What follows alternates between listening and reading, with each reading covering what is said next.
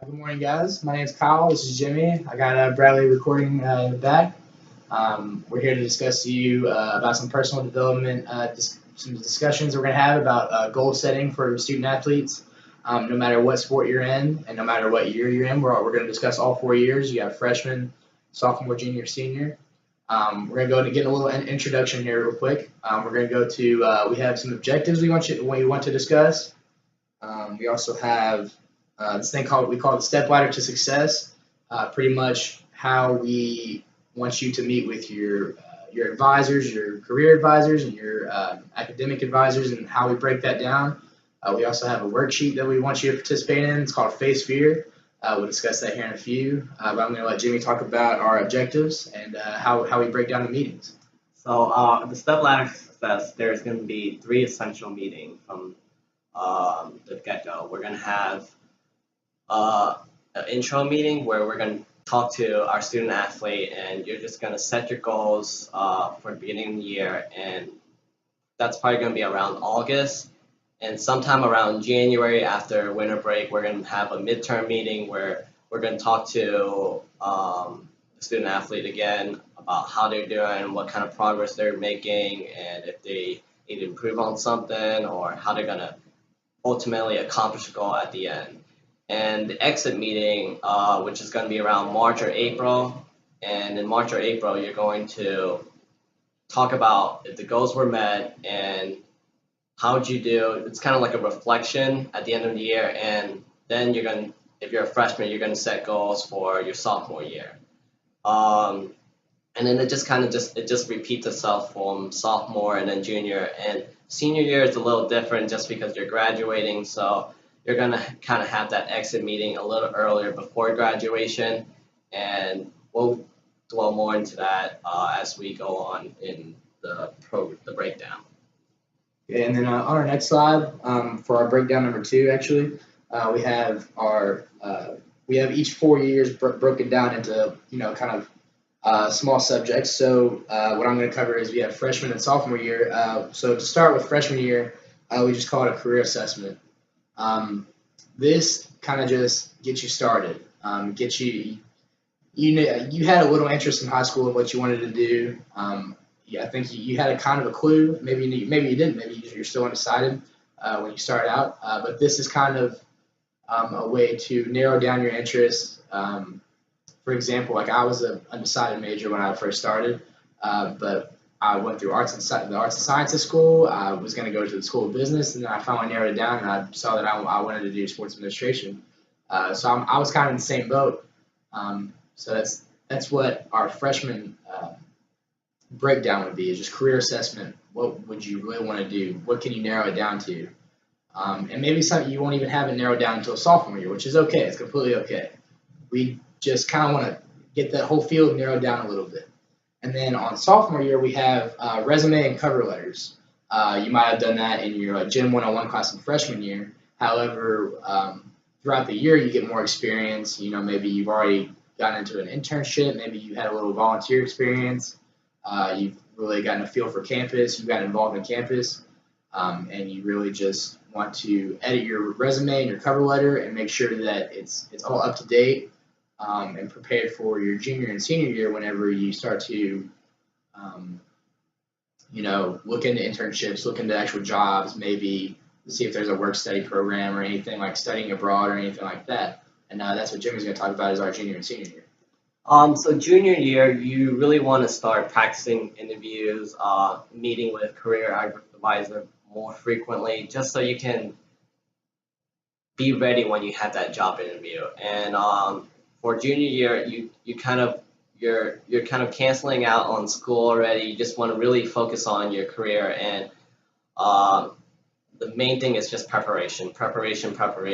And so once you go to senior year, you'll apply for jobs and you'll go to interviews and have a career assessment and just essentially get ready for life after college. And I think for senior year, you really want to get a head start, because a lot of people don't know that the interview process takes a long time, and you might apply for a job in September, but you won't hear back from them to March. So you really want to get a head start in applying job, and you might want to do it junior year too. So apply jobs during junior year, talk to the company, and just let them know your situation and your interests. So by the time your senior year, you already have a relationship with them, and it will be a lot easier. And like for me, I'm lucky enough to have a job after college, and that's because I applied for jobs this past summer, and thankfully I got an interview, and I got a job with a company out in Milwaukee. So the main thing is you got to prepare for life after college, even if you're scared. And a lot of student athletes, they depend on their athletic career to kind of propel them, but there's this really small percentage from NCAA athletes to professional athletes, and it's just not realistic for all this athletic student body. So I think you really have to prepare yourself for after college, and I think with our program we can essentially guide you there and prepare you for life after college.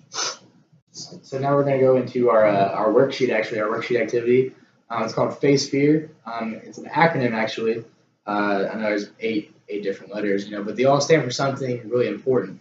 I'm going to go through the first half of it. There's a lot of actually things that you can incorporate as a student and as an athlete. They can really, intertwine with each other. It really just depends on what kind of goal you have set for you. But for example, like the first F in Face Fear is our financial goals. For example, you could look at it long term and short term. Short term, you could look at the resources and benefits you have as a student athlete, whether you're a walk on, whether you have scholarships. Student athletes really, since they are held to such a high standard to represent the university, then they get a little bit, they get benefits for their food. You have so much time taken from practice and stuff to where you don't have time for a job. You really don't have time to put in hours to get a paycheck. So for your meal plans and your study time, your tutoring time, you have resources, your tuition, your cost of attendance. That some of it can be taken care of if you're on a scholarship or something like that. And then you can look at it long term. Do I have student loans after I graduate? How fast do I want to pay off these student loans? How much money do I need to have saved up by the time I graduate? When do I want to get my own place? Maybe you're already in your own place and you want to improve your own place. You never know. Your next letter is A, your attitude. Attitude is really the way I see it is you want to focus on academics first when it comes to attitude.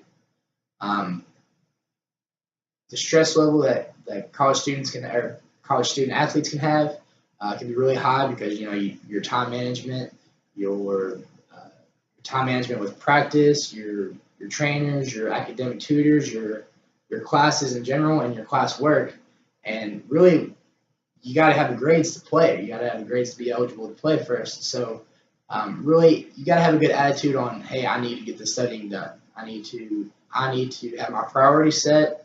And I need to have a good attitude about it to where I can get this done, put good effort in, and get good grades. And it really is kind of like a snowball effect. Really, it helps you out. And then C C in Face Fear is career goals. This is really in your transition from sophomore to junior year where you're finally finding out, okay, I had it narrowed down, and now I have there's 3 or 4 really specific jobs that really interest me that I would really like. And that's when you set your goals. Hey, I would like to get experience in the minor league baseball. I'd like to get experience in collegiate basketball. I'd like to get experience in collegiate baseball. Any of that stuff if you're a SPAD major. Those are just short-term goals, and then once you actually get your experience and your internships and stuff, that's when you look into jobs and how is there an entry-level job, or do you want to work in sales? If you want to work in sales, what kind of sport, and you kind of make career goals that way. And then for E, in the Face Fear is education goals. So really, after let's just say what do you want your GPA to be? What do you want to make the dean's list? Do you want to have certain type of academic rewards or awards that you know you can achieve? After you graduate, you get your bachelor's. Do you want to go back and get your master's? Do you want things like that that kind of drive you to further your education? And these are the things you can look at on the academic aspect and on the athletic aspect with the team that you play for and how you represent the team. And then Jimmy's actually going to talk about the fear part and our face fear worksheet. So the fear part, it's kind of funny because it's actually things that you shouldn't be afraid of. Fear stands for family, exercise, arts, and recreation goals. So it's not necessarily things you should be afraid of. It's just things that you should kind of have in mind. So with family, you just want to take time to spend with family. I think a lot of student athletes, when they go away, they kind of are enjoying the college life and not necessarily communicating with their family. And I think it's really important to reflect back and realize that without your family, you wouldn't be at the situation you're at right now. So just really reflect on that and thank your parents frequently because it's very important for student athletes, especially if they're out of state for college. And next we have exercise. Not really a problem for student athletes, hopefully, because you should be conditioned and you should be in shape. But I think that's more a life after college. Don't get so caught up in your job. Take time for going out on walks, and exercising and just being healthy. Because I think as an entry level job, you also get caught up in long hours, and your body aren't used to all the long hours and office work, things like that. So I think it's important to go out and exercise every so often. Next, we have arts. Find a hobby. For me, when I go to Milwaukee, I'm gonna have to do that because I'm in a new town. I don't know anyone, so I had to find some kind of hobby to keep my social life going. And a lot of people are gonna go to a new area and new place you aren't familiar with. So find hobbies that you want to do. Find a kickball league or find a softball league you want to join, and go out there and socialize and make new friends. Next, we have recreation, and that's kind of also the same thing with the arts part, where you want to relax and maybe have vacation time. I know that's kind of early because you're coming out of college. You don't want to start talking about vacation time, but a long year, maybe 3-4 years, go with your families and go on vacation. Just enjoy life because it's important to just kind of get your mind off of a 9 to 5 job every day. So I think the four fears, the four words for fear, I think it kind of all goes in together, and just kind of relax and enjoy life, but at the same time, what Kyle said, have a good career. Take time to go out and do other things beside a 9 to 5 job. And I think you can see that most successful business people are going to have all these aspects in their life. And that's face fear for you. And actually, on our last slide, if you guys are keeping up on our PowerPoint, I know it's kind of hard to see on the screen, but on our very last slide, we have a couple of questions for you guys. Kind of just keep your mind thinking after you watch this, and really how you can break these 4 questions down with the way and incorporate them with our breakdown of the meetings and of your 3 meetings with your career advisor, and then with each year that you go through college. So, for example, first, what motivates you? That could be your very first question you ask in your freshman year. And if you ever need a refreshment, through your 4 years, because you're going through that struggle of junior year, you're the struggle of sophomore year where you're hitting finals or something, you can ask yourself again, what motivates you? It's a good question to ask yourself. It kind of drives, once you think about really what motivates you, you kind of get motivated. So our second question would be, what did I do that needs improvement? This can go back towards your study habits. You know, do I need to take notes differently? Do I need to go to the reach session more? Do I need to talk to the teacher? You know, keep in touch with the professor more about how I'm doing in the class. Things like that, to where your study habits are good and it shows up on your test grades and on your papers and things like that that make the grades count. What can I do next time?